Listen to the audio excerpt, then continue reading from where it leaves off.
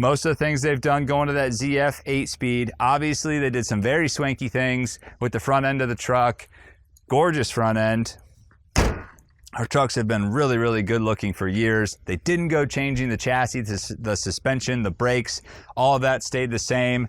We've got these beautiful 4-pod LED headlights on both sides, which is really good looking. We kept our sport hood, our nice new mirrors, but wait, there is something else they changed. So the exhaust system, right?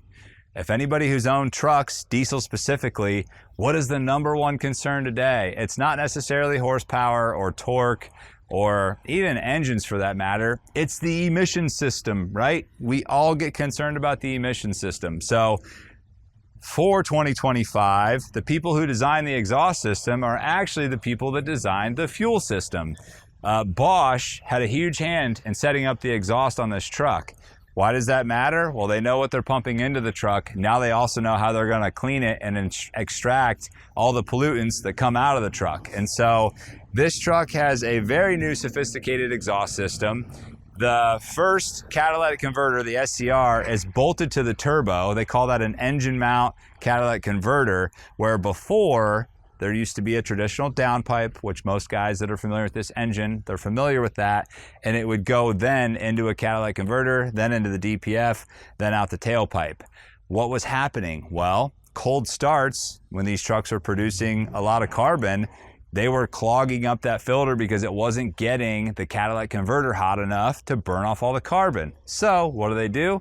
They take it, they bolt it straight to the turbo. I will tell you, we're not the first one to this race. Ford and GM have been doing this, and I feel like historically they've had a little bit better success with their exhaust systems than we had previously. So very similar design you're seeing with that engine mounted cat.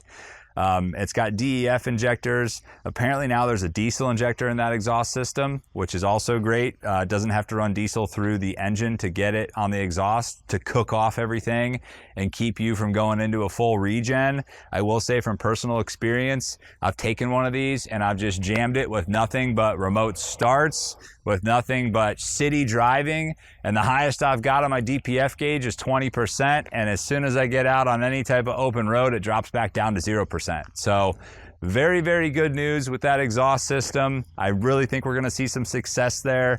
Me and the technicians have looked at it and said, okay, yep, these used to go bad. I see they moved that. They put this in a different area with a lot of the sensors, and other than that, everything we loved about these trucks has pretty much stayed the same. We still got our mega cab. We got more payload on the 2500s.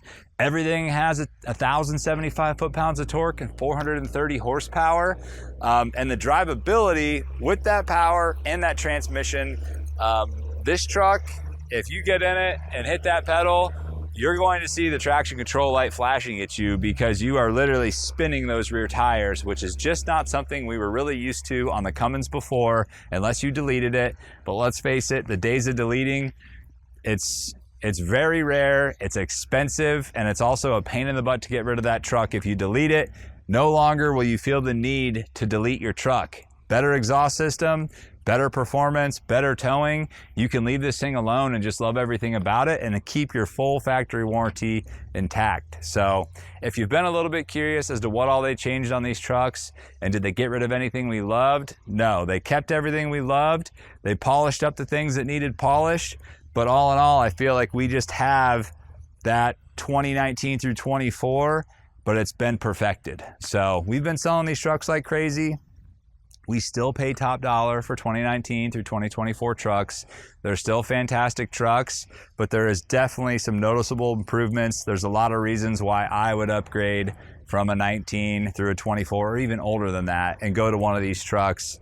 One other huge thing I will say just to throw in there is over-the-air updates. This truck can update itself with a lot of the program and software updates now over the air. So when you get this truck home to your house, you set it up to your Wi-Fi, and if there's any updates that it can load, it'll actually do it, keeping you, unfortunately, away from me at the dealership, which most people have more important things to do than go get their truck updated at the store.